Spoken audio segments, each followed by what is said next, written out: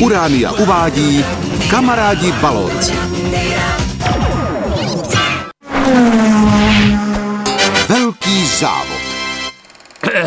Zkouška 1, 2, 3. Dámy a pánové, vítejte u dnešního živého přenosu z pouštního závodu. Naše týmy strávily celý rok přípravami svých závodních aut. Pojďme se nyní podívat na nejnovější zlepšováky. Udělají letos inženýři nový rekord, nové technologii se musí podařit projet nebezpečnou pouští. Závod za chvilku začne a teď se ještě provádějí poslední přípravy. Takže 5, 4, 3, 2... Ne, zastavte! Vraťte se, to byl špatný start! Tak do toho jedeme. Hej, vy tam, to byl špatný start! Ach jo. Start!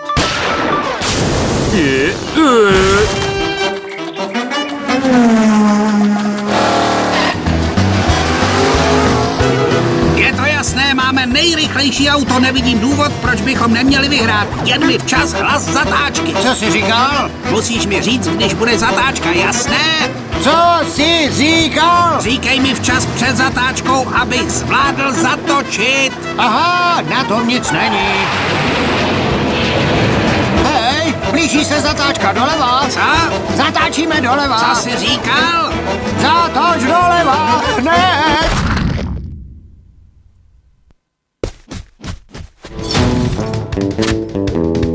Tak ne, to je ale smůla. Vedoucí auto se ocitlo úplně mimo soutěž.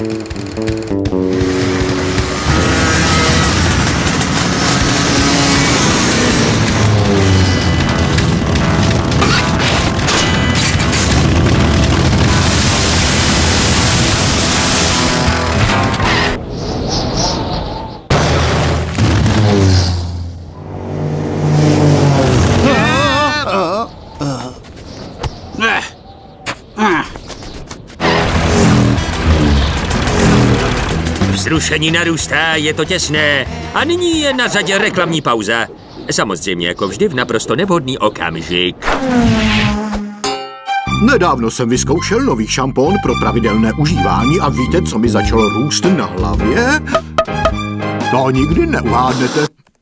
Víte, co to je? Vypadá to stejně jako lyže.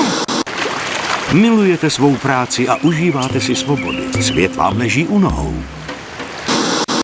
Pokud se tuto lyži rozhodnete koupit hned, dostanete od nás druhou lyži zdarma.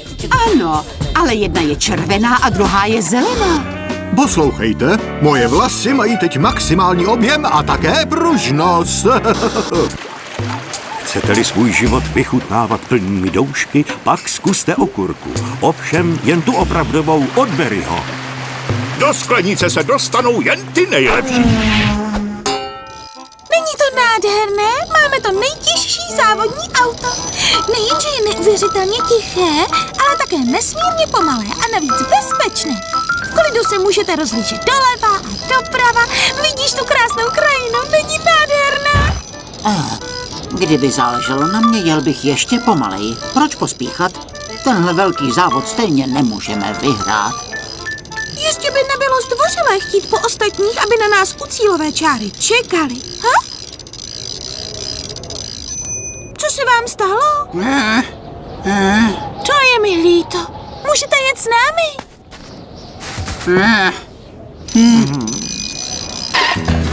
Závodní auta jedou tělo na tělo.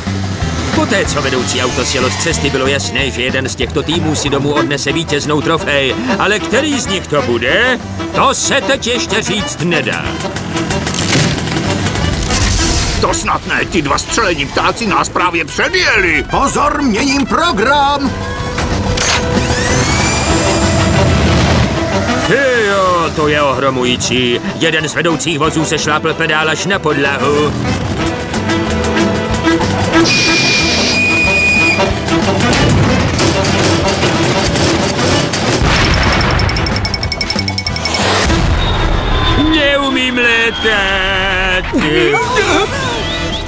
Au, vzhledem k vážným technickým potížím musíme dočasně přerušit vysílání.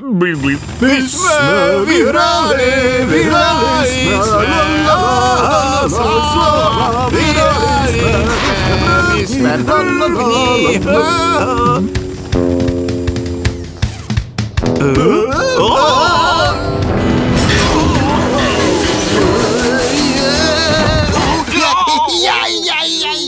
Hra skončila.